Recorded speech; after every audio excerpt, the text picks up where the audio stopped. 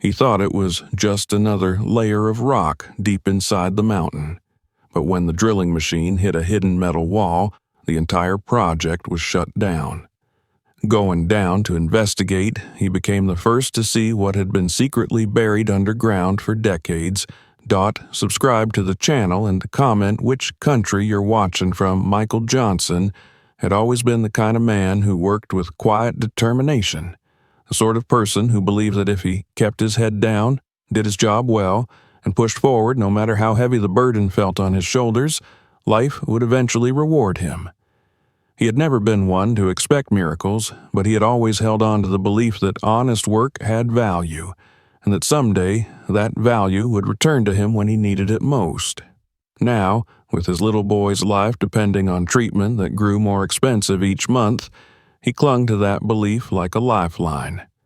His son, Caleb, had been born with a rare immune disorder that turned every common cold into a potential medical emergency. Every hospital visit drained not only their savings, but their hope, piece by fragile piece. Michael worked overtime whenever he could, and his wife Sandra juggled 2 jobs while still trying to keep a warm home and a brave smile for their child. They lived day to day, bill to bill, always chasing the next paycheck in hopes it would be enough. And then came this project, this enormous government-funded construction job that promised bonuses and the possibility of a promotion he had been chasing for years. The announcement had felt like divine intervention. He was a lead tunneling operator now, part of a highly skilled crew chosen to cut a new industrial passageway deep beneath the mountains. Engineers claimed this tunnel would not only shorten transport routes for essential goods across the region, but also boost national infrastructure in ways the public would celebrate. For Michael, it meant something simpler and far more personal. It meant keeping Caleb alive. He had been proud when he first walked onto the site months ago, taking in the scale of the machinery, the towering cranes, the endless convoys of trucks. This wasn't a patch job or a small-town contract. This was the kind of project that made careers. His supervisor had even hinted that if things continued smoothly and productivity remained high, upper management would consider promoting him into project oversight. That would mean a steady increase in income, health insurance upgrades, and a future that didn't feel like a narrowing hallway. The mountains around them were stunning. In the early mornings, before the heavy machinery roared to life and drowned out nature's silence, mist clung to the jagged cliffs like a shroud. Pine trees dotted the slopes and swayed under the chill winds rolling down from snow-capped peaks. But beneath the beauty lay hostility. Every worker understood that mountains did not like to be carved open. They pushed back with falling rock, structural instability, and unseen weaknesses that could turn a normal shift into disaster without warning. Michael knew these dangers better than most. He had worked in mines as a much younger man, had dug through the earth long before proper training and safety protocols were standard. That was how he had earned his scars and his respect. The roar and vibration of the drilling machines during the day became a constant rhythm he could feel in his bones. The giant tunnel-boring equipment was powerful enough to chew through thick stone as if it were brittle clay. It required careful calculation and precision, though, because one wrong angle could send tons of rock crashing down. There were regulations, inspections, hazard briefings, yet everyone lived with the knowledge that one mistake or one miscalculation from someone far above their pay grade could kill them instantly. But Michael had always thrived under pressure. Supervisors knew they could trust him with the tougher sections of excavation. He never cut corners and never asked others to take risks he wouldn't take himself. On the morning that changed everything, he had already been uneasy without knowing why. It wasn't unusual to feel dread on days when they drilled deeper into untouched geological formations, but this felt different. His instincts were restless, whispering that the mountain held secrets it did not want disturbed. He kissed Caleb's photo in his wallet before storing it in his locker, as he always did before a shift that involved significant tunneling depth. A simple ritual, but it helped him feel grounded. He reminded himself why he was fighting so hard, why he was willing to go underground day after day into a darkness most people would panic in. For his son, he would crawl into hell itself. His team gathered around the massive boring machine as it rumbled and clanked into place. The noise echoed sharply through the cavern, as though the mountain itself wanted to announce its displeasure. The drill bit, lined with diamond-tipped cutters, spun faster and faster until it blurred. The ground trembled beneath their feet. Michael took his usual post, monitoring pressure output and vibration readings. The numbers were normal, consistent with their projections. They were carving deeper than ever before into this segment, and the engineers were optimistic about making record progress. Then, without warning, the machine lurched as if it had struck something immovable. The grinding sound stopped. Every alarm on Michael's control panel erupted into flashing lights. A jarring metallic clang echoed through the tunnel, followed by silence so complete and unnatural that the hair on Michael's arms rose. Workers looked at one another, confusion and fear flickering in their eyes. Machines didn't just stop like that. They slowed, they jammed, they stalled, but they did not slam into a dead halt with such violent finality unless something massive was blocking their path. Something that shouldn't have been there. Michael shouted orders, his voice commanding despite the tension gripping his throat. He checked data, but the equipment provided no answers. The drill head had hit a barrier at an angle where there should have been nothing but solid mountain. No faults, no underground caverns, not according to the geological surveys. Engineers pored over plans, cursing under their breath. They knew the stakes.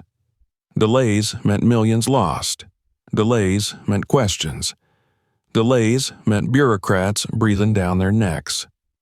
But none of that mattered if the machine was compromised or if the rock face had become unstable. Loose dirt and fragments of stone trickled from the ceiling. Workers backed away from the drilling face, expecting aftershocks. Michael approached cautiously with portable scanners, tracking for voids or unexpected structural elements. His pulse hammered as he noticed the strange readings. Instead of jagged rock returning irregular signals, he saw a perfectly straight reflective surface beneath the damaged section of stone. It was flat. It was cold. And it should never have existed there. One of the foremen turned to Michael, eyes wide with an uncertainty he rarely revealed. Someone had to assess this up close. Someone trained to spot weaknesses in tunnels.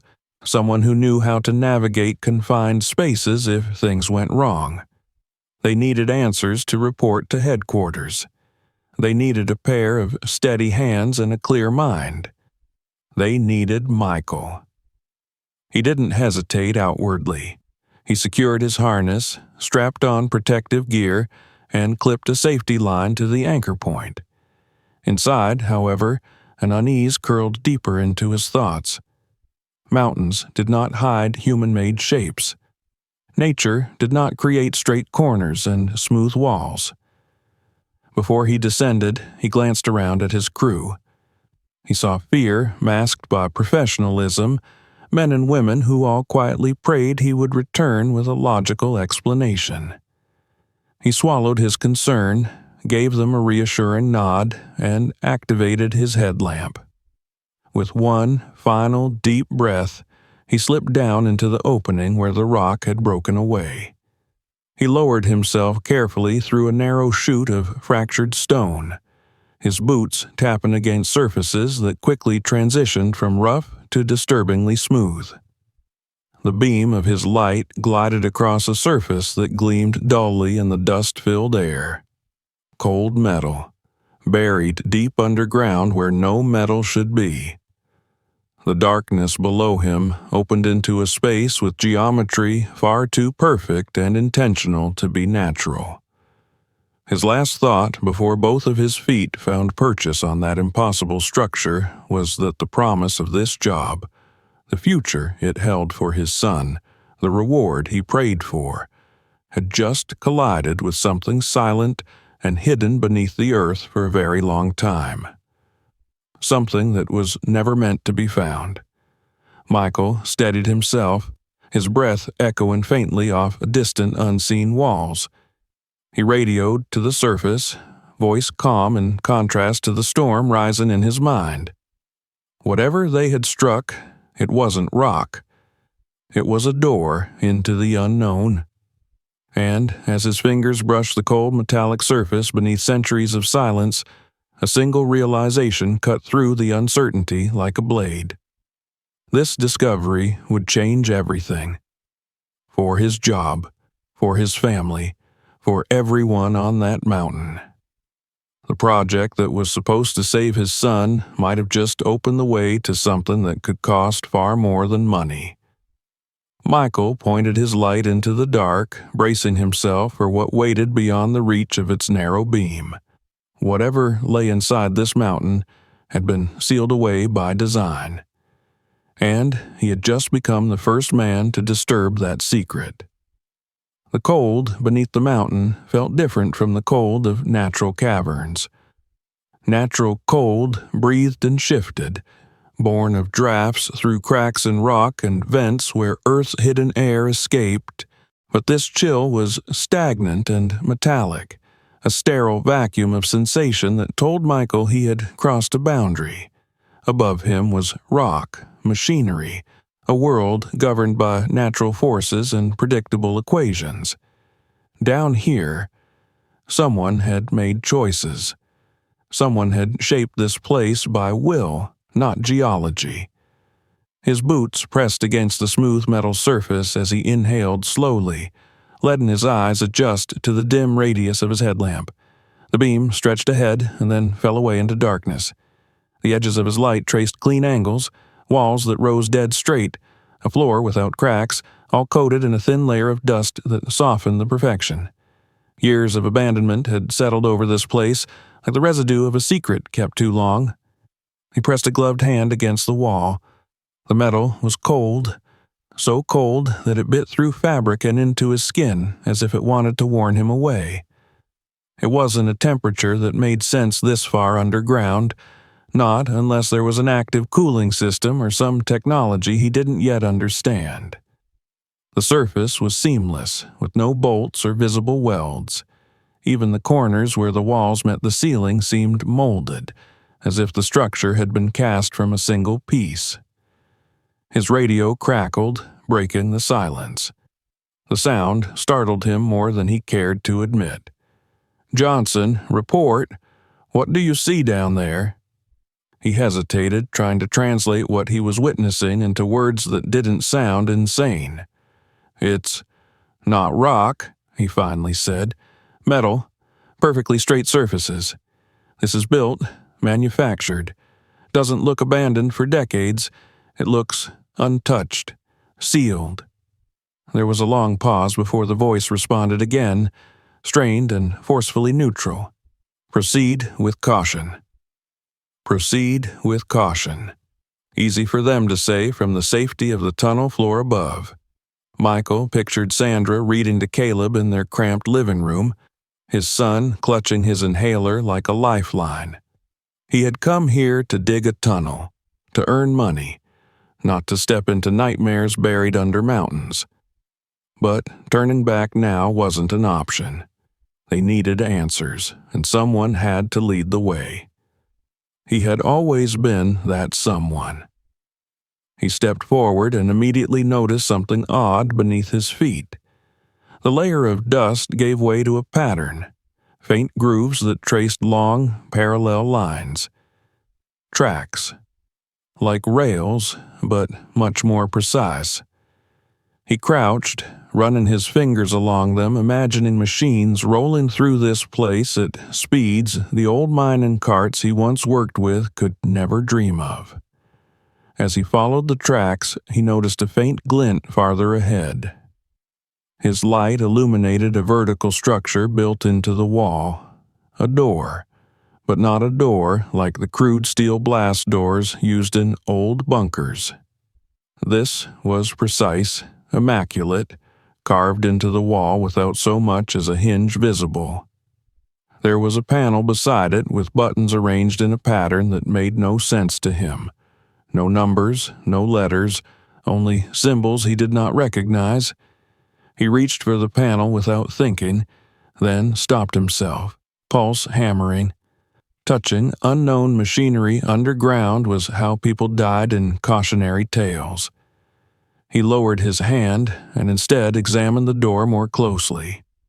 Dust accumulated in subtle lines where the door separated from the wall, confirming that it did indeed open.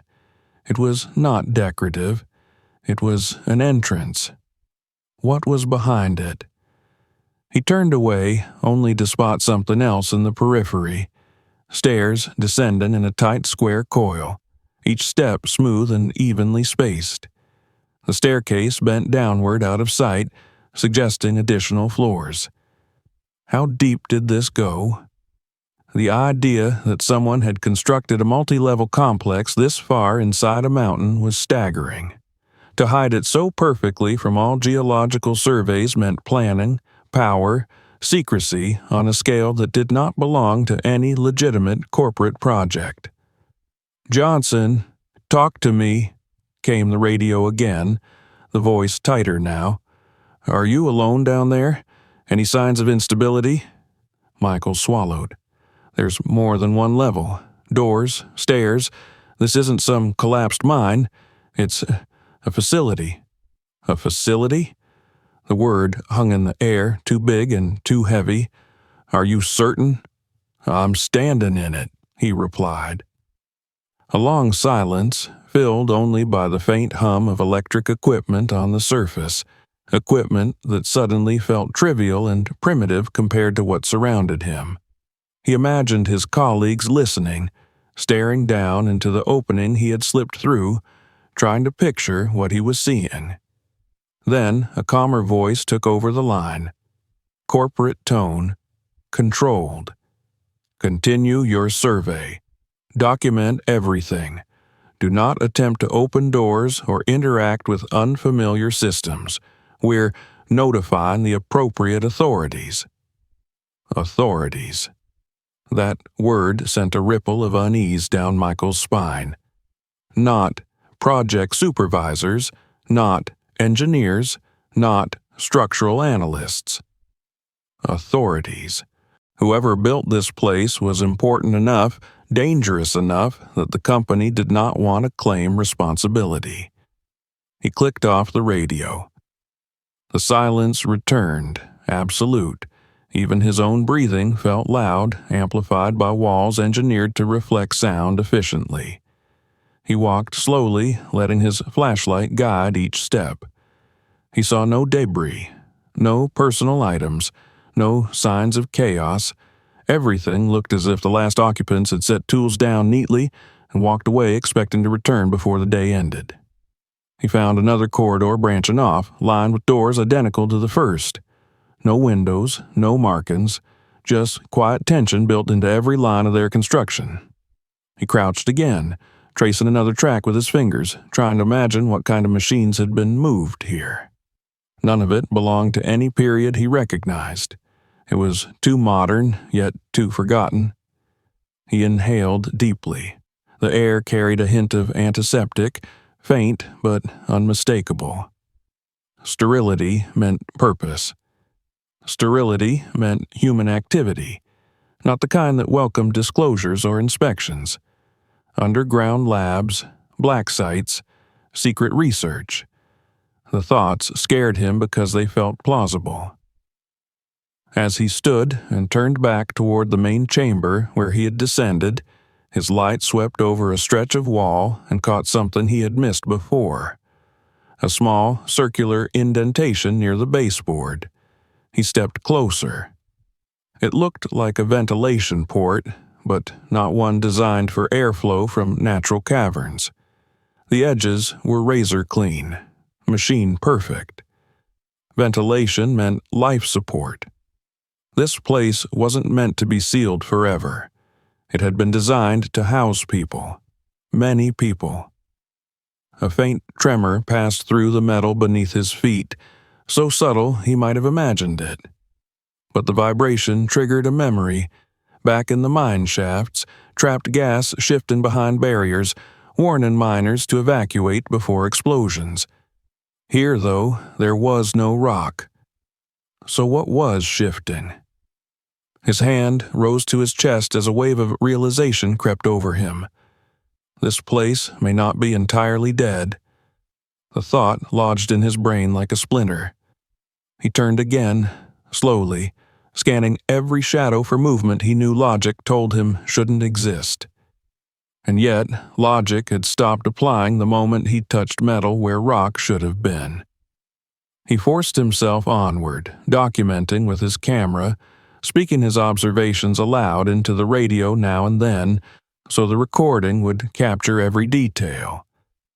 But each new step revealed only more questions, more signs that something highly classified had been hidden away where no citizen would ever stumble across it. Not until now. He found a small alcove where dust was disturbed, patterns indicating that perhaps equipment had been moved not decades ago, but mere years, maybe even months.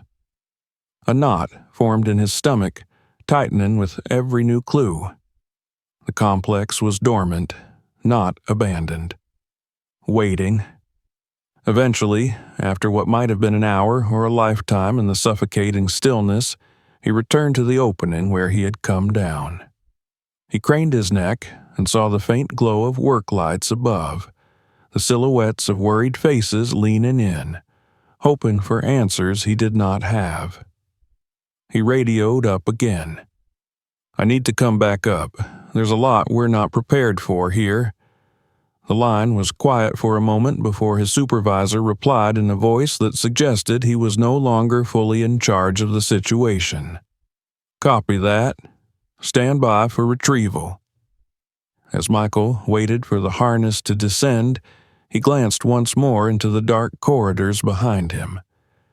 The atmosphere seemed to shift. Something that had been asleep sensed intrusion. Perhaps it was only his imagination or the latent weight of fear finally descending upon him, but the feeling was too sharp to ignore. He was no longer just a tunneling operator. Not in this place. The harness hook clanged against the metal at his feet, snapping his attention upward. He clipped in and signaled. As he rose away from the impossible floor, he kept his light pointed downward, watching the metal swallow the last of the artificial light into a silence that felt like a warning. When he reached the breach and climbed out onto familiar rock once more, the air felt different, warmer, louder, alive. He had crossed worlds. Unlike any other shift in his life, he couldn't dust his hands and move on. Someone had built a secret beneath the mountain. Someone had gone to enormous lengths to erase it from history, and now that he had found it, he knew that discovery would not be celebrated. As the opening was sealed for safety and workers whispered nervously among themselves, Michael forced his features into a mask of calm. Yet his pulse raced. He wasn't sure if he should tell them everything he'd seen. Fear told him to keep quiet. Conscience told him to speak up. In the end, he said only enough to confirm one terrible truth. There's a structure down there, not abandoned long enough to be forgotten. Not something the mountain made, something built, and someone will need to explain it. But explanations were the one thing he felt sure no one wanted. He had thought the drill hitting metal was a disaster for the schedule. Instead, it had dug up a secret that was never intended to return to daylight. And Michael, whether he wanted to be or not, had just become the first witness. When Michael finally stepped away from the opening and out of his harness, he felt like his boots weighed twice what they normally did. Dust and the smell of machinery clung to him, but beneath the physical exhaustion was something deeper, something crawling beneath his skin. He had seen things that shouldn't exist, and the weight of that knowledge made every sound around him feel too sharp. Workers whispered behind gloved hands, and though they didn't say his name, he felt their eyes follow him as if he had returned from somewhere forbidden. Supervisors immediately pulled him aside to barrage him with questions, but his answers only seemed to make them more uneasy. He told them about the smooth walls, the seamless corners, the dust that lay evenly as if time had simply pressed pause. He explained the ventilation port, the tracks on the floor, the perfectly engineered architecture. But as the words left his mouth, he watched the faces around him tighten with each detail, and he realized something unsettling. They weren't surprised. Shocked, perhaps, but not surprised. Someone, somewhere above them in rank, already knew there was something buried under this mountain. And that knowledge, hidden from everyone breaking their backs to carve through the rock, made every breath feel heavier. He barely slept that night. Even after the shift had ended and workers retreated to their trailers, trying to unwind with lukewarm dinners and mindless television, Michael remained restless. He kept replaying every moment underground, every reflection of his flashlight against metal that had no right to be there. His son's face flashed in his mind. Caleb's tired eyes and small, thin hands gripping his father's shirt when the world felt too scary. Michael had always promised he would protect him, but what if this discovery endangered not just him, but his family as well? The next morning brought orders from higher up. Activity would be suspended around the breach zone until a specialized team could arrive. That should have meant a day off for the workers, but instead the air was tense with the kind of fear that spread faster than rumors. Some muttered that they should never have drilled so deep. Others insisted the company knew more than they were letting on. Michael said nothing, but his silence only seemed to fuel their uncertainty. By midday, officials arrived in unmarked vehicles.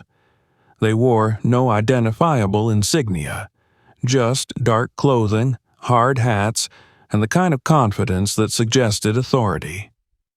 They reviewed Michael's camera footage, spoke quietly among themselves, and soon ordered that only select personnel would accompany them down into the structure for a controlled exploration. Michael's name was on that short list. He didn't know whether to feel honored or terrified. Descending again felt different. The dust seemed thicker, the air heavier. He tried to convince himself that his earlier dread had been nerves, but it had grown roots in his chest. The specialists, engineers, technicians, security personnel moved with the caution of people who understood the stakes. They traced light along every seam of the metal walls, recorded measurements, collected samples of the dust. At first, everything looked unchanged from the day before. Then they found the first room. The door looked identical to the others, perfectly flush, barely outlined in the metal wall. One of the engineers ran a handheld scanner along the panel and nodded to the others before using a compact cutting device to breach the seal. A hiss escaped, followed by a stale breeze that smelled faintly of plastic and cleaning solvents. When the door slid open, it revealed a series of narrow compartments, living quarters. Bunk beds lined either side of the room, 4 high at least, built with the same seamless precision as the walls. Each bed had thin blankets still perfectly tucked. Small shelves held the personal belongings: a comb, a book in a language Michael didn't recognize, a pair of wire-rimmed glasses folded neatly atop a notebook. The specialists exchanged discomforted glances but said little. Michael stepped forward, drawn by the eerie stillness of these rooms. He noticed a small framed photograph hanging beside one bunk: 2 young adults in white coats smiling proudly at a camera. A family member of someone who worked here? A reminder that these weren't ghosts or myths. People with ordinary lives had lived down here, hidden from the rest of the world. Farther in, he spotted a desk with its drawer open. Papers inside had yellowed but not crumbled, preserved by stable air and lack of moisture. He picked one up carefully. It was a form, not a letter, not a report, but paperwork with sections labeled observational notes and subject responses. Subject? His tongue felt dry. He scanned the page until his eye caught a chilling phrase typed in a plainly clinical tone. Behavioral resistance escalating. Recommend isolation protocol. Someone had typed those words with institutional detachment, deciding fate with a keystroke. He carefully folded the paper and slipped it into his pocket. A quiet act of rebellion, or an instinct for truth, he wasn't entirely sure which. Another room lay beyond, this one appearing to be an administrative area. Desks arranged in rows like a small command station, monitors mounted to walls, all powered down but intact. Filing cabinets sealed tight. His flashlight glinted off metal tags on equipment labeled only with numeric codes. No company logo, no military stamp. This was a place designed for secrecy, right down to the paperwork. On one desk, he found a pad of sticky notes with scribbled reminders. Check secondary airflow turbines. Unauthorized access audit. Ensure compliance log updated. Normal tasks in an abnormal burial ground. If letters or memos ever existed that could reveal who funded this place, they were removed long before the workers fled or vanished. And yet, there was a presence in the rooms that made Michael's skin tighten. Order, routine, purpose. None of this resembled a forgotten relic left behind for bureaucratic reasons. Life here had been structured, planned, controlled. Only something catastrophic could have made them abandon everything without warning. One of the specialists called out from farther down the corridor. They had discovered another living section, but this one was different. It held signs of personalization: posters pinned above beds, books stacked unevenly, a chessboard frozen mid-game as if the players had been called away and intended to return. Michael picked up a sweatshirt draped over a chair. The fabric was brittle with time, but the scent of laundry powder remained faintly trapped in its fibers. He pictured a scientist slipping it on after a grueling shift, never imagining that moment would be their last here. He reached for another object on the shelf and brushed away dust to reveal a small keychain, a plastic spaceship with chipped paint, clearly more sentimental than functional.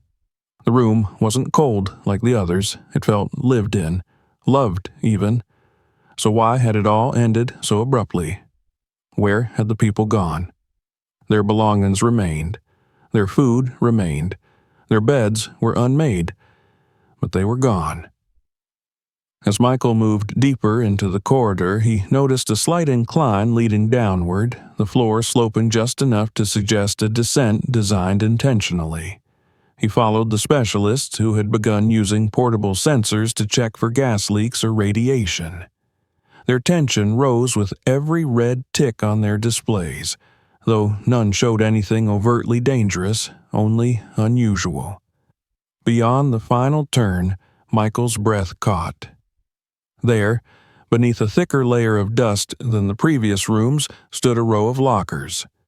Some were slightly ajar, and inside hung lab coats tagged with numbers instead of names. A photo strip taped inside one locker showed 3 smiling young researchers making funny faces. Moments of joy shared behind a secret they were sworn to protect. As Michael studied the scene, a realization struck him with sudden clarity. Each piece, every bed, every chair, every mundane tool, was frozen in time exactly as it had been left. No signs of struggle, no signs of evacuation protocol. It was as though someone had simply erased the people but left their world behind. A chill washed over him stronger than that metallic cold had earlier.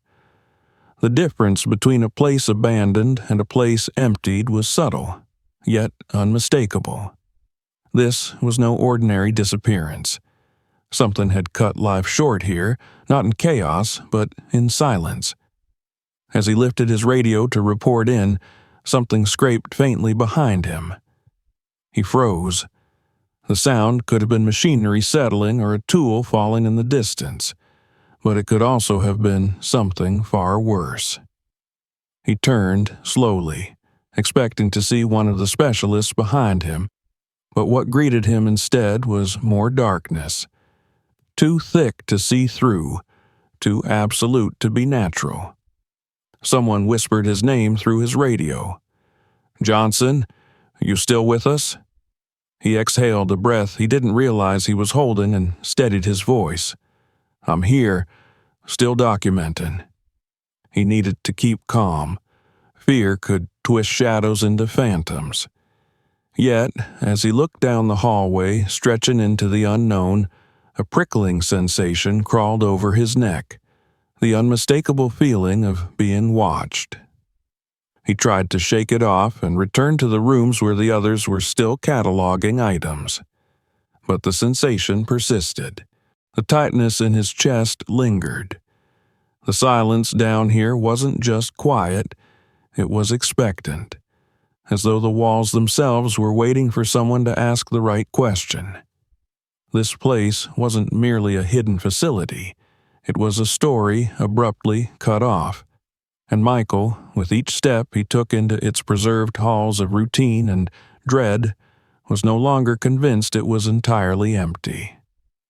The deeper they went, the more Michael felt the weight of the mountain press down on him, not only in the physical sense, but in a way that clawed through his nerves and into his thoughts. The upper floors of the complex resembled professional living quarters designed for skilled personnel, researchers, technicians, people who likely believed they were contributing to something significant. But, as the sloping corridor descended into a second level, the atmosphere changed. The walls remained smooth and seamless, yet the hallway widened, and the lighting fixtures, though still dead, were arranged in softer, more comforting intervals. It felt designed not for professionals, but for someone more fragile. He noticed traces of color ahead, faint even under the dust. The meticulous monotony of gray metal had given way to splashes of faded blue and green, painted shapes that might have once been bright. He crouched, wiping away years of grime, and revealed the rough outline of a cloud. A bit further, a sun with triangular rays, children's drawings. The sight lodged in his throat like a swallowed stone. He straightened slowly, and the specialists behind him grew quiet as they, too, recognized the implications. They advanced collectively, driven not by orders now, but by morbid curiosity and a dread that darkened with each step. Soon, they reached the threshold of a large room. It was the first space in the building to show unmistakable evidence of a population the scientists upstairs should never have been near.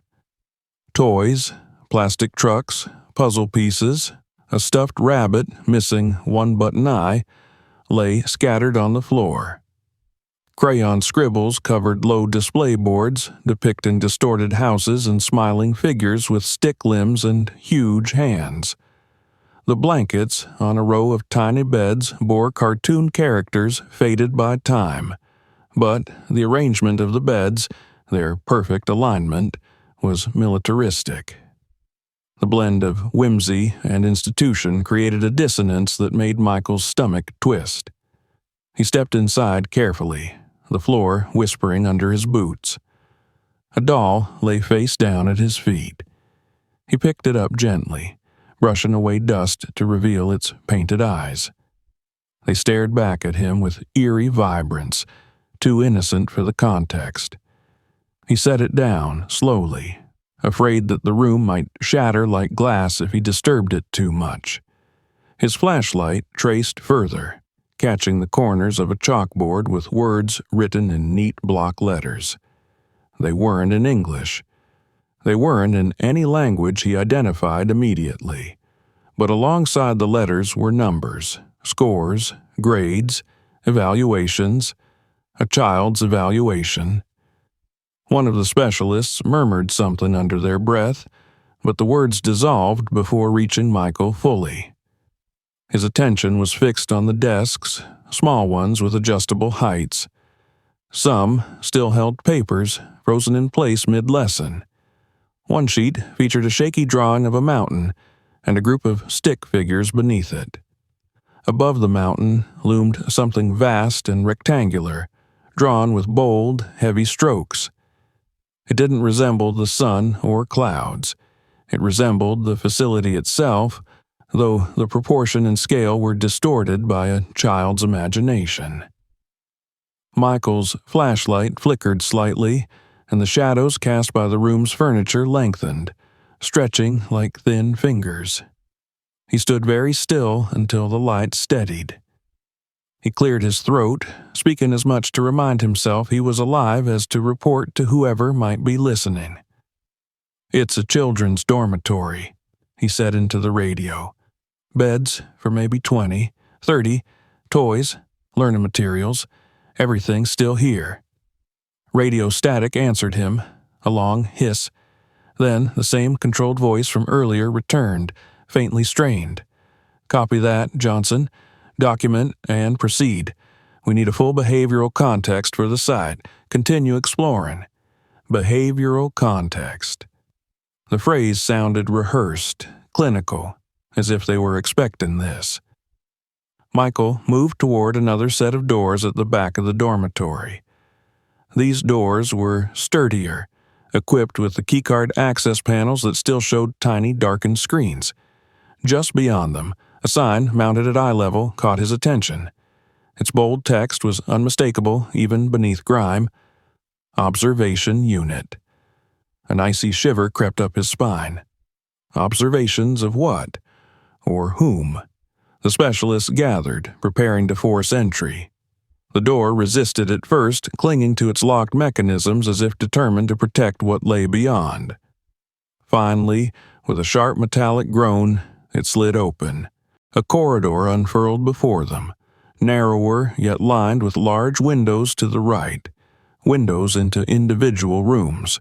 Michael approached the first pane cautiously, his breath fogging the glass for just a moment before he wiped it clear. Inside the small chamber was a bed with restraints, not chains, but soft straps, meant to hold struggling limbs gently yet firmly. A single chair sat beside the bed, positioned for watching. The walls were a pale shade of blue, intended to soothe, but the atmosphere, the emptiness, made the space feel like a trap. He forced himself to glance toward the next room. Identical setup, and the next, and the next. Children were housed here, not as guests or students, but as subjects. He couldn't avoid the word any longer. The form he had pocketed upstairs resurfaced in his memory, along with its chilling phrase, "behavioral resistance escalating." Suddenly, the sterile organization of this facility took on a different meaning. The neatness wasn't comfort, it was control. The silence wasn't peace, it was suppression.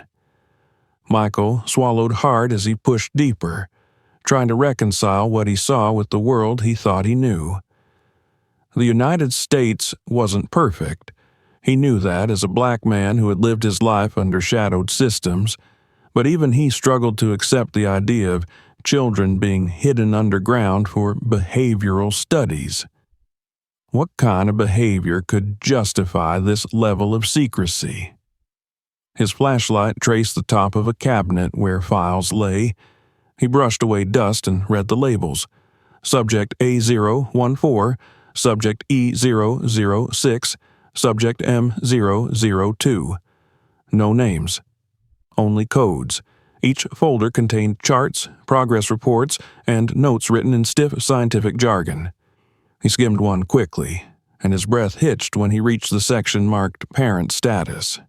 2 words repeated over and over. Unknown. Unavailable. Parents never knew where their children had gone. He clamped his jaw tightly to keep himself steady. For a moment, he imagined Caleb in one of these rooms, scared, alone, stripped of identity, turned into an object for someone's experiment. His chest constricted with a pain he couldn't swallow. He shoved the folder back into place with trembling fingers. At the end of the hall, the corridor broadened into yet another common space. Here, the walls were decorated with murals, clumsy but earnest, drawn by children's hands. A giraffe with blotchy spots, stick figure friends holding balloons, a rainbow arching overhead. The images were meant to bring joy. Now they twisted into something sadder, like laughter that had suffocated halfway out. A shelf along the right wall held tiny belongings in labeled bins, bracelets made of yarn and beads, crayon boxes with stickers peeling off, small sneakers lined neatly side by side, as though waiting for their owners to run outside. Each item had been placed with tenderness. Someone here had cared.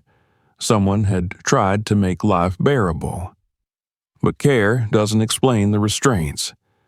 Care doesn't justify disappearance. Michael's gaze drifted to a bulletin board pinned with brightly colored stars. Each star contained a number. Only a number. The simplicity of the display felt almost sinister. The specialists continued photographing, silently acknowledging what their cameras captured. One of them inhaled shakily. Michael was glad for the dim light. He wasn't ready to reveal the horror tightening his features. He moved into the next adjoining room, and the air shifted again, becoming noticeably colder. A faint hum reverberated here, too mechanical to be natural acoustics. This room held larger chairs, arranged in semicircles, facing mounted screens. Videos had once played to these captive children. Lessons or instructions or something worse. On a table lay puzzles and pattern cards. He picked one up. The edges remained crisp, unwarped by moisture or heat. Sealed in the dark, these artifacts had been preserved immaculately. As he examined the card, a sheet of lined paper slipped out from beneath it. A single sentence was written at the top in uneven handwriting. "When can I go home?" The words hit him harder than any falling rock ever had. He stood motionless, every sound in the room fading until only that desperate question echoed in his mind. The handwriting, young and hopeful, made tears well up unexpectedly. He blinked them away, unwilling to break in front of the others. Home. Did any of these children ever see theirs again? The specialists had moved on, guided by the relentless pursuit of evidence and answers. Michael followed, unable to tear himself from the weight of what he'd uncovered. He began photographing everything, not because he had been told to, but because some part of him feared destruction was coming. Something this damning would never be allowed into the light. Heavy steel doors waited at the back of the education hall, larger than before, reinforced with internal braces. Above them, a faded sign read, "Transfer Access." The security specialist stepped forward, working at the mechanism until the lock surrendered with a harsh, metallic sigh. Michael felt his pulse quicken as the doors slid apart. This chamber was different from all others. Sterile, circular, clinical in the most terrifying way. Gurneys lined up in rows, each with monitoring equipment attached. Cabinets sealed tight with hazard labels still clear. A console with switches and screens waited at the back. This room wasn't for teaching or sleeping. It was for procedures. He approached a metal tray on wheels, still positioned beside one of the gurneys. On it lay tools, needles, clamps, devices he didn't recognize. They were meticulously arranged, untouched by chaos. His stomach churned as he imagined children lying here scared and alone, staring up at bright, clinical lights. This was the reason the facility existed. This room was the heart of its purpose. And yet, there were no bodies, no blood, no clear sign of violence. That absence, he realized, was worse. Violence would have told a story. Silence erased one. He moved toward a cabinet labeled Authorized Access Only. It was locked, but beneath it lay a clipboard with records. He flipped through it slowly and saw the final entries. Dates, procedures, status updates. Then, abrupt conclusion. Each entry ended the same. Subject no longer present. Facility sealed per directive. A command carried out swiftly. The children weren't here when the complex was abandoned. They had been moved, or they had been erased from the record in the simplest, coldest manner possible. Michael felt nauseous. A place built for children, underground, controlled, isolated, would never be allowed to exist in daylight. Whoever built this had worked outside any ethical boundary, and those capable of creating such a place would do anything to keep it hidden. He turned to leave, feeling the room closing in around him. With every step, the questions grew louder in his mind. Who authorized this? Why these children? Where were they taken? And the most frightening question of all, if someone had buried this facility beneath a mountain, what else were they willing to bury? He took one last long look at the rows of silent gurneys and whispered a promise beneath his breath, one he hoped didn't doom him. I will find out what they did to you. He didn't yet understand the danger in those words, but the walls did. The mountain did. And somewhere, someone who once watched those children from behind a one-way mirror would soon learn that their secret was no longer dead. Michael felt himself walking slower with every step he took away from the medical chamber. It wasn't fatigue. It was reluctance. The air that once felt stale now seemed to carry whispers of everything he had just seen. Every toy, every tiny bed, every chalk drawing pinned to walls had carved a weight in his chest that made movement feel like betrayal. Leaving that floor felt wrong, like turning his back on abandoned ghosts who desperately needed someone, anyone, to tell their story. The specialists ahead of him continued documenting with the cool professionalism expected in situations like this. To them, all of this was data, evidence, a problem to be analyzed and understood. To Michael, it was a nightmare that had been quietly locked beneath the earth and forgotten. He lingered, casting one last pained look at the room where children had been strapped down for procedures they never consented to. Then he forced himself forward. The hallway leading back upward seemed darker now, as if the complex itself resented the intrusion and wished to swallow them back into silence. When they emerged into the upper personnel level again, the contrast hit Michael unexpectedly. Adult existence lay here, beds where scientists had slept, desks where they had planned, mugs still sitting on tables. Not monsters, not demons. Humans had built this place and had carried out its work. The mundanity of evil was more horrifying than any fantasy his mind could muster. Near a cluster of administrative offices, a metal cabinet caught Michael's attention. It was set deeper into the wall than others, as though intentionally inconspicuous. He tried the handle. Locked. Something inside him hardened. He looked around, ensuring no one watched him closely, then used a tool from his belt to pry the thin seam open just enough to wedge his fingers in. Metal scraped harshly, and for a moment he feared someone would hear and stop him, but after a few tense seconds the latch gave way with a subdued pop. Inside, folders lay stacked tightly, each marked only by short-coded references and dates. He slid one out and flipped it open. Names, finally names, filled the first page. He scanned the columns.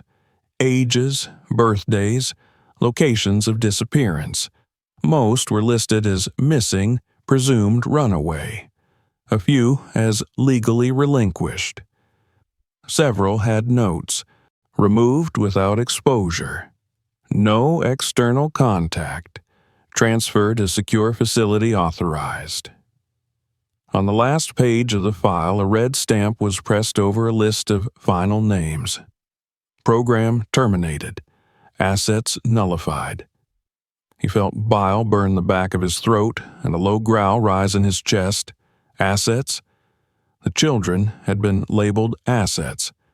Dehumanized on paper so they could be handled like damaged equipment when things went wrong. His hands shook as he stuffed the file inside his jacket. He couldn't leave it. This was proof. Undeniable proof that children had been taken and hidden from the world.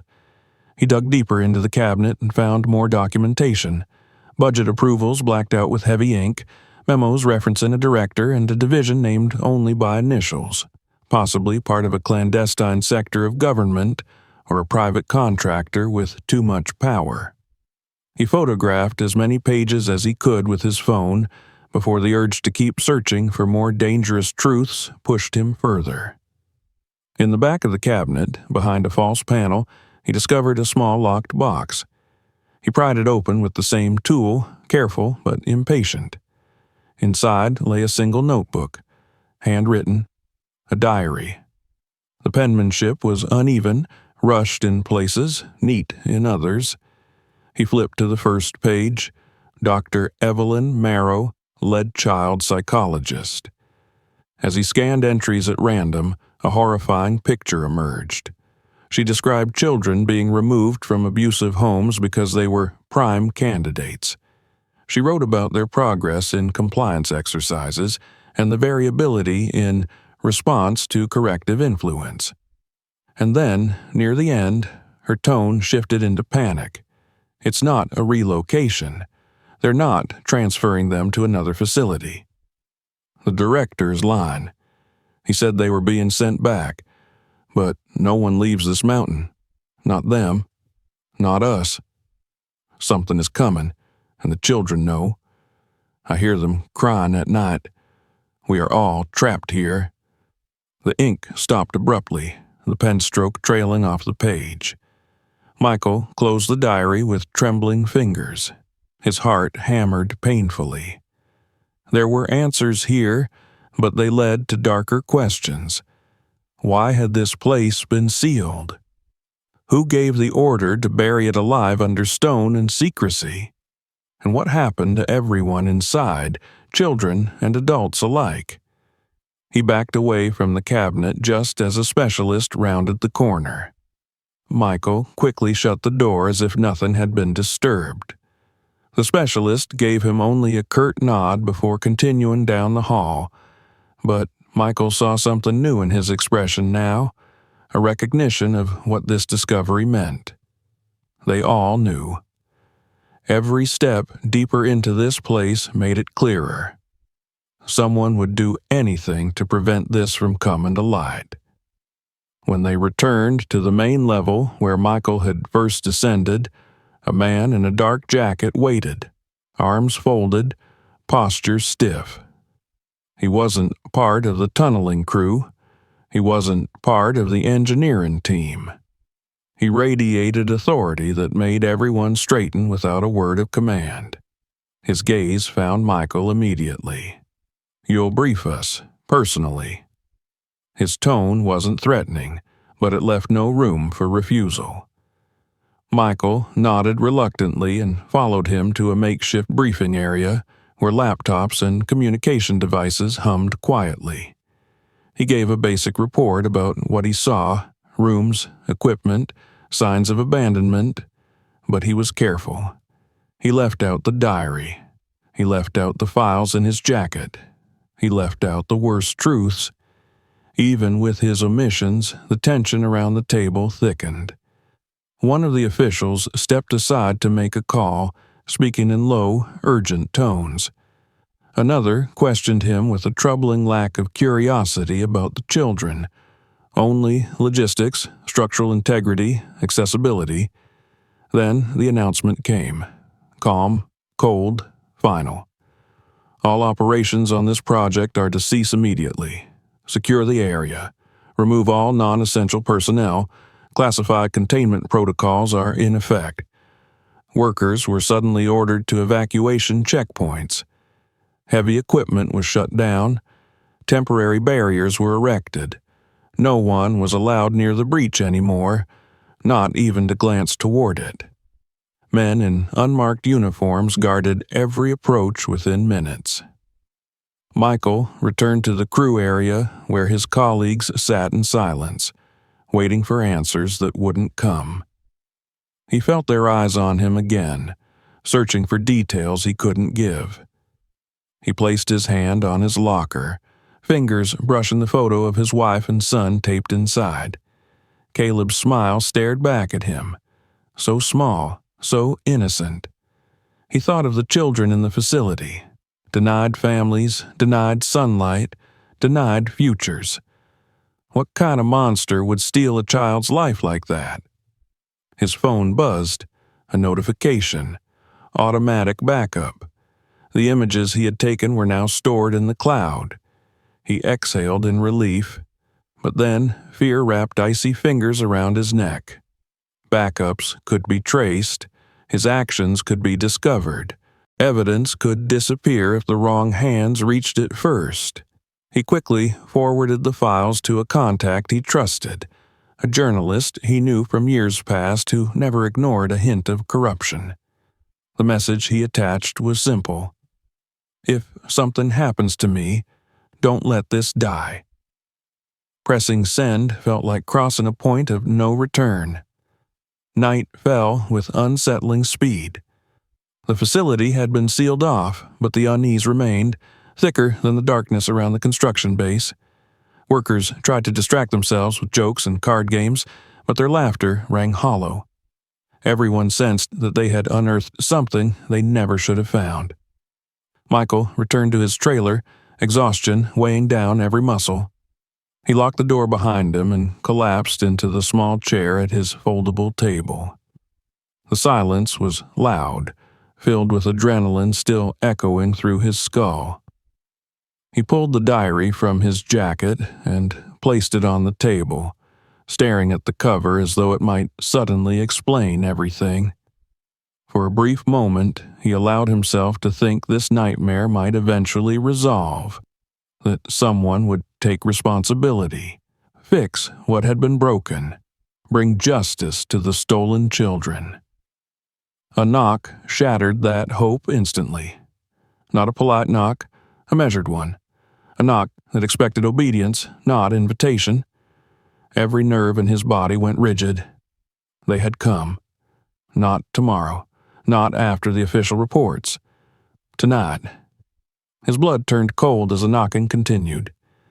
Michael inhaled slowly, forcing himself to stand. He understood then. By choosing truth, he had put himself directly in the crosshairs of the same people who once filled those underground rooms with children and lies.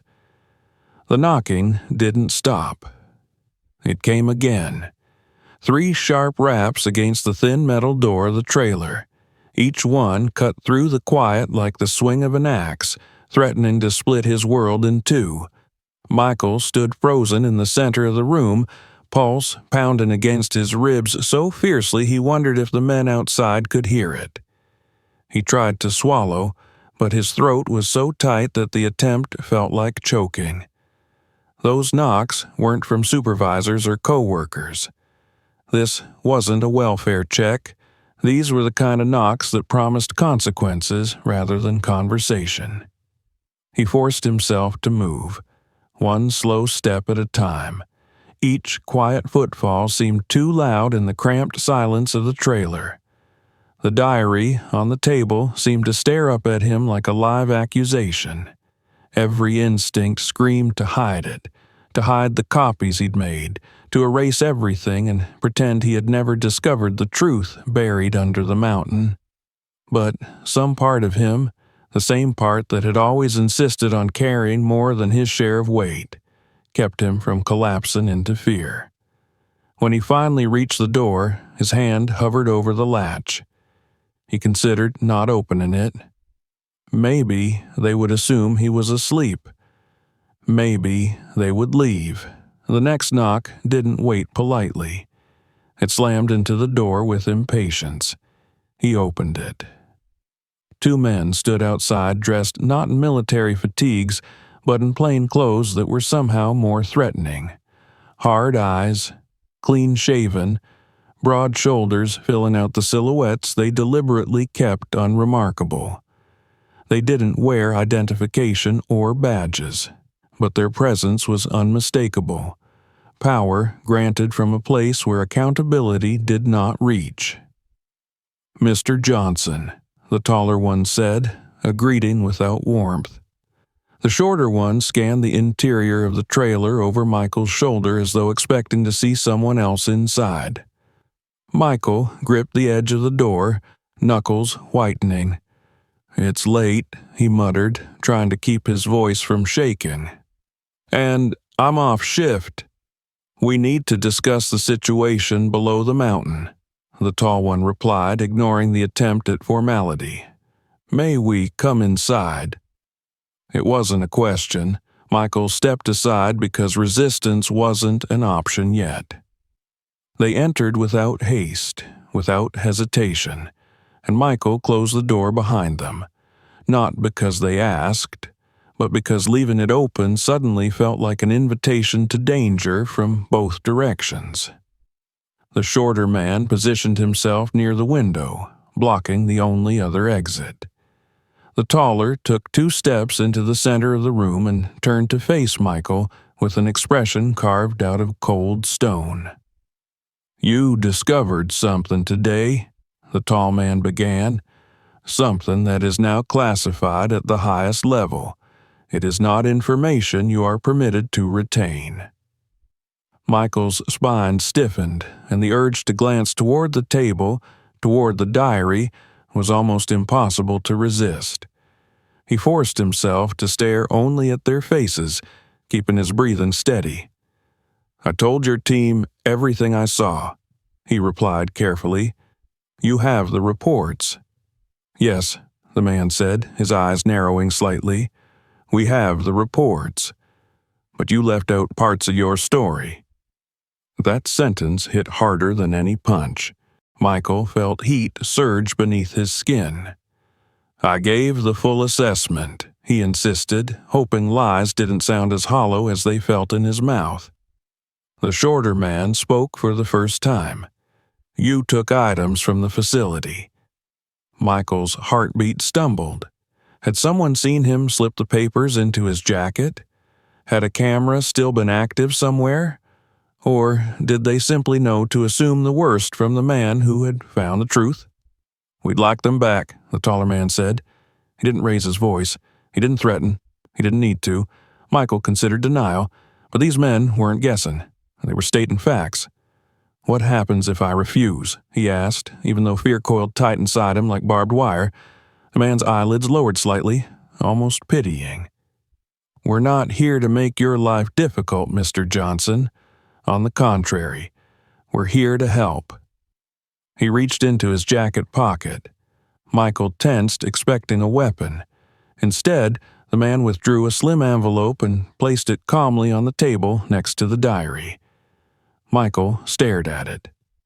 "For your son," the man said softly. We understand his medical care is expensive. This is merely the beginning. We can ensure he receives what he needs. No waiting lists, no insurance battles, a better quality of life." Each word slithered into Michael's fear like poison coated in mercy. The price lingered unspoken, but obvious. "And what do I give you in return?" Michael asked, though he already knew. "Your silence," the taller man replied, his voice almost gentle now. "No conversations with co-workers, no messages to outside parties, no retained evidence. You simply forget what you saw. It never existed, just like the facility never existed, just like those children." He paused long enough to let the thought sink in. Never existed. Michael's jaw clenched so tightly his teeth ached. Anger threatened to spill from him like boiling liquid. But woven through that fury was terror. They knew about Caleb. They knew about his family. They knew enough to destroy everything he loved, not just him. The shorter man finally moved away from the window. With unhurried steps, he approached Michael directly. There was no violence in his posture, just the quiet confidence of someone who had ruined many men before. "You don't have to be a hero," he said quietly. "Being a father is enough." The room tilted a little. Michael's vision wavered. The choice being forced upon him was a blade with two sharpened edges. Either way, he bled. If he cooperated, he would be complicit in silencing atrocities committed against children. He would betray their memory for the sake of saving his own family. If he resisted, Caleb could suffer. Sandra could suffer. Their lives were in the hands of men like these. No good choice, only survival. "I want to speak to my wife," he said, fighting to keep his voice steady. "This concerns her, too." "Of course," the tall man replied, though the way he said it made it clear that what Sandra thought or wanted was irrelevant. "But first, the materials you took." Michael's hand drifted slightly, almost unconsciously, toward the table. Toward the diary. He forced himself to stop. He lifted his gaze slowly, and when he met the tall man's eyes again, he saw there was no malice there. That, somehow, made it even more horrific. He stepped back, turned away, forced his voice to remain level. "I don't have anything." The man sighed, not out of frustration but disappointment, as though a student had given the wrong answer to a question he had been warned was on the test. "You're making this unnecessarily complicated," he murmured. "We assumed a man in your position would choose wisely." The shorter one finally spoke again. "Where is the diary, Michael?" Hearing his name said in such a quiet, practiced tone made his skin crawl. He thought of Caleb's tired smile. He thought of the tiny hand that squeezed his when fear became too much. He thought of those forgotten children who didn't get the chance to hold on to anyone at all. His chest hurt. Every breath felt wrong. "You should leave," Michael whispered. Both men stood still, exchanging a brief glance.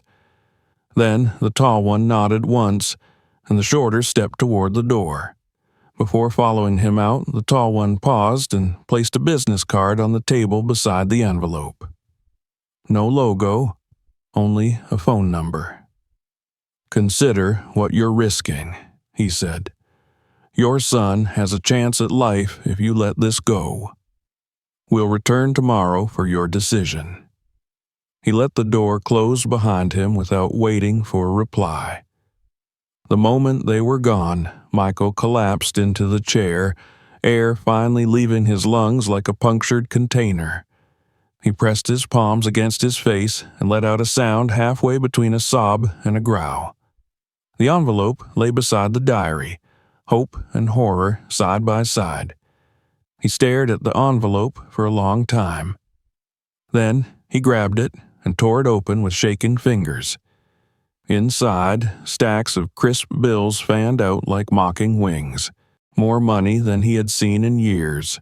Enough for hospital visits, enough for medicine, enough for a little safety, enough to betray everyone taken under that mountain. He slammed the envelope shut and shoved it away as if it burned him. The diary sat there, small and fragile but pulsing with truth. He opened it again to the final entry, the unfinished sentence full of fear. He imagined Dr. Evelyn Marrow writing desperately in those final hours as something sealed their fate. She had tried to leave a record, to leave a voice behind. Michael couldn't become another silent witness. His phone buzzed again, a message from the journalist he had contacted earlier. Just one word, received. That tiny confirmation steadied him. Barely, but enough. Enough to breathe again. Enough to think. He needed to protect his family. But truth couldn't stay buried. Not this truth. He picked up the diary, holding it like a fragile life in his hands, then crossed the room to a hidden compartment in the trailer floor. One he had built years ago for tools no one needed to know about. He placed the diary inside, covering it with a battered blanket and 3 rusted wrenches. Tomorrow they would want silence. They would want compliance. But tonight he allowed himself one promise in the dark, a vow as heavy as the mountain above them. I won't let them erase you. Whether that vow would save him or destroy him remained unknown. But he had crossed a line now, one those men would not let him step back from. Outside the thin walls of his trailer, the footsteps of unseen watchers lingered long after the last shadow passed. Sleep never came. Michael spent the long hours of the night sitting by the window, staring into the darkness outside his trailer where the shadows stretched unnaturally still. Every creak of metal, every faint whisper of wind against the siding made his muscles tense as if waiting for fists to break through the glass. His heart never settled into a steady rhythm. It remained trapped in the frantic pace of prey that knows a predator is near but cannot yet see its eyes. When dawn finally crept over the mountains, pale and diluted, he felt no relief. The sunlight only revealed how eerily quiet the construction site had become. Heavy equipment sat frozen where it had been shut down the day before. Yellow caution tape wrapped around the breached drilling zone fluttered like a warning flag in a war zone. Workers gathered in anxious clusters, whispering among themselves, trying to understand why their livelihoods had been halted without explanation. They glanced at him with looks that were both curious and frightened. Somehow, everyone seemed to sense he was connected to whatever darkness lay beneath the ground they had opened. Maybe it was the way the officials had demanded to speak only with him. Maybe news traveled faster among frightened men. But no one approached him for answers. They kept their distance, as though standing too close might make them guilty too. Michael forced himself to move through the motions. He ate nothing. He packed slowly, pretending he believed that this day might end peacefully. The envelope of cash remained hidden in a drawer. The business card with the unmarked number burned invisible holes in his jacket pocket. He avoided the temptation to crush it in his fist. There would be a time for choosing, but it wasn't now. Not while eyes watched from every corner. His phone buzzed. A text from his wife, short and filled with casual concern. How's work? Everything okay? He stared at the words, wishing he could answer honestly. Wishing he could reach through the screen, take her and Caleb and run far from this cursed mountain before anyone could even notice they'd gone. But that was a fantasy. The kind of fantasy reserved for people not hunted by those who erased children from the earth. He typed a simple reply. Long day yesterday. I'll explain tonight. Love you both. He slid the phone into his pocket and stepped outside, feeling the cool air tighten around him like a vice. He needed to think. He needed to understand what his next move should be. The journalist had received the files he'd sent, but there was no telling how long it would take to verify them, no telling whether she'd already been silenced. He didn't dare contact her again. Not yet. The men in the trailer last night had made it clear they were listening, watching. He walked toward the mess tent, seeking coffee if nothing else, but stopped abruptly when he saw two workers he had descended with the day before standing by a dumpster. They weren't talking, just staring inside with horrified disbelief. Michael approached cautiously. "What's going on?" he asked. One of them slowly pointed into the dumpster. Michael stepped closer and froze. Inside, piled beneath a thin layer of trash bags, were pieces of clothing he recognized from the complex below. Children's sweaters, small shirts, socks with the cartoon characters. They had been stripped from the rooms, discarded as waste. His mouth went dry.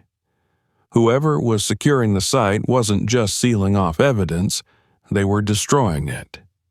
Erasing every trace of the children, piece by fragile piece. The worker nearest him shook his head. "This ain't right, Mike. They're throwing away stuff like it's garbage. Toys, too. Whole bins of them." Michael's voice was thin when he asked, "Where did this come from?" The man shrugged helplessly. "Some guys in black loaded it up. They said it's contaminated material. That's a lie, isn't it?" Michael couldn't answer. He turned away before his expression betrayed too much. Fury pulsed under his skin so hot it felt like a fever. Someone wanted the world to forget. Someone believed they could bury history under layers of deceit again. Not if he could stop them. As he walked away, he felt the weight of a pair of eyes settle on him. He turned to see the tall man from last night, standing alone near the security barricade, watching him, waiting. There was no threat in his posture, but there was a promise that choices had consequences. Michael wasn't sure whether to approach him or flee, but flight wasn't an option, not while the truth was being packed into dumpsters and burned. He forced himself to walk toward the man, head held high, hands steady even as his insides spiraled in panic. The tall man spoke without preamble. "Have you made a decision?" Michael glanced around briefly to ensure no one else stood close enough to overhear. "I'll give you what you want," he said carefully. The tall man smiled without warmth. "You're doing the right thing." Michael's voice dropped to a slow murmur. "But my family gets protection, access to treatment, a guarantee." "The guarantee," the man replied, "comes with compliance." Michael nodded, just enough movement to pass as agreement. It wasn't a lie, but it wasn't the truth either. He was walking a razor's edge, and he knew one slip could cut him so deep he'd never recover. "When?" Michael asked. "Tonight," the man responded. "We'll handle everything. A fresh start for you. Just be ready." Michael nodded again and stepped back. The man's gaze lingered for a moment before he turned and joined two other suited figures heading down to the secured zone. Michael exhaled shakily. He had bought himself hours to plan, hours to act. But what action could possibly succeed against a force capable of disappearing entire human lives? He returned to his trailer and locked the door behind him. He grabbed the diary again and flipped through its pages more carefully this time. Near the back, tucked between the pages of the final entries, he discovered something he had missed before: a folded evacuation plan. It mapped layouts beyond the levels they had explored. There was a sub-basement, a fifth tier beneath the children's dormitory, labeled in stark capital letters, "Unauthorized Access." It was where the gurneys had led, where final procedures had taken place, where the ultimate truth likely remained. He realized abruptly that what he saw, those empty rooms, might not have been the full story. Maybe the bodies hadn't been taken somewhere else. Maybe they were deeper, far deeper, sealed behind steel thicker than anything above. The thought made his hands go numb. If he could reach that level, document it, expose what truly happened, then silence would be impossible, even for them. He checked the time. The site was crawling with authority and armed presence now, but there would be a shift change in a few hours. That would be his moment. He needed to find a way back inside the complex. He needed more evidence. The world wouldn't believe him without it. He packed a small tool bag, flashlight, multi-tool, rope, spare battery, and strapped it across his shoulder. Each item felt like a pebble in a slingshot aimed at a giant. He wasn't a spy. He wasn't a soldier. He was just a father who refused to let lost children disappear twice. As he opened the floor compartment again, his fingers brushed the cold spine of the diary. He hesitated before closing the lid, wishing he could take it with him for protection or comfort. But it was safer hidden here than anywhere near the facility. Twilight cast long shadows by the time he slipped from the trailer, moving quietly between equipment and vehicles toward the breach zone. Guards stood stationed at every visible entrance, but Michael knew tunnels better than they did. He had spent most of his life underground. He could find cracks in stone where no one else thought to look. He found a maintenance shaft partially collapsed from earlier drilling vibration. It was narrow, treacherous, and easily overlooked. He tested its stability before sliding in, the rock scraping against his jacket and skin. He descended into the darkness he had promised himself never to enter again. Yet here he was, choosing descent. Every breath echoed like a secret trying to escape. When he reached the lower level, the air again felt unnatural, too still, too expectant. His flashlight cut through the darkness and revealed the familiar smooth metallic surfaces waiting like a forgotten machine wakened from sleep. He listened. No alarms, no footsteps, just a silence that had teeth.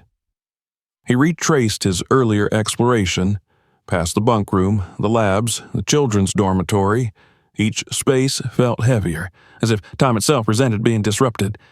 The stairs leading downward awaited him like the open jaws of the unknown. He gripped the railing and began his slow descent to the sub-basement.